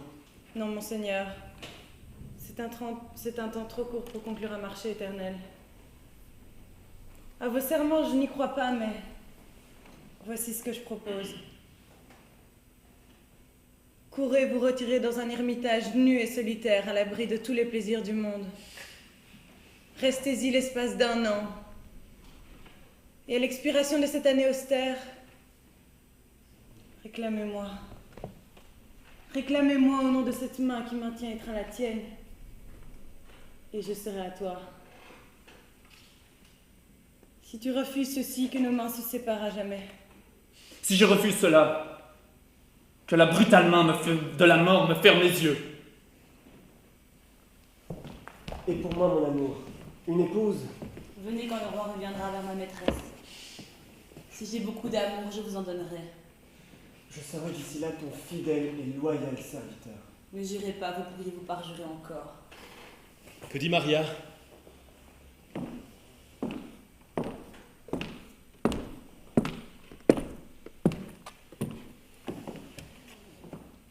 À la fin du 11e mois, j'échangerai ma robe noire contre un fidèle ami.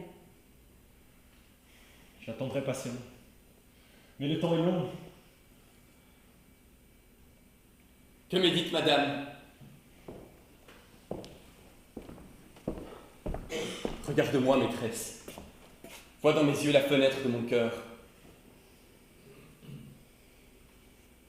Vous irez, durant ces 12 mois, jour après jour, visiter des sourds muets et converser avec des grabataires. Votre tâche sera, par le farouche effort de votre esprit, de contraindre les incurables à sourire. Faire naître le rire furieux dans la gorge de la mort. Cela ne se peut. C'est impossible. Eh bien, c'est pour étouffer votre esprit sarcastique. La prospérité d'un bon mot gît dans l'oreille de celui qui l'écoute, jamais dans la langue de celui qui le dit. Donc si des oreilles malades veulent bien écouter vos vaines railleries, continuez, je vous prendrai avec ce défaut-là. Si elles ne veulent pas, rejetez cet esprit, et je vous retrouverai libérée de ce défaut, toute joyeuse de vous voir ainsi réformée. 12 mois. Eh bien, advienne que pourra. Je rirai 12 mois dans un hôpital. Oui, mon doux Seigneur, je prends congé de vous. Non, madame. Nous voulons vous accompagner. Nos amours ne finissent pas comme dans les vieilles pièces. Jeannot n'épouse pas Jeannette. La courtoisie de ces dames aurait pu terminer notre jeu en comédie. Allons, messieurs. Encore 12 mois et un jour. Et le dénouement viendra. C'est trop long pour une pièce.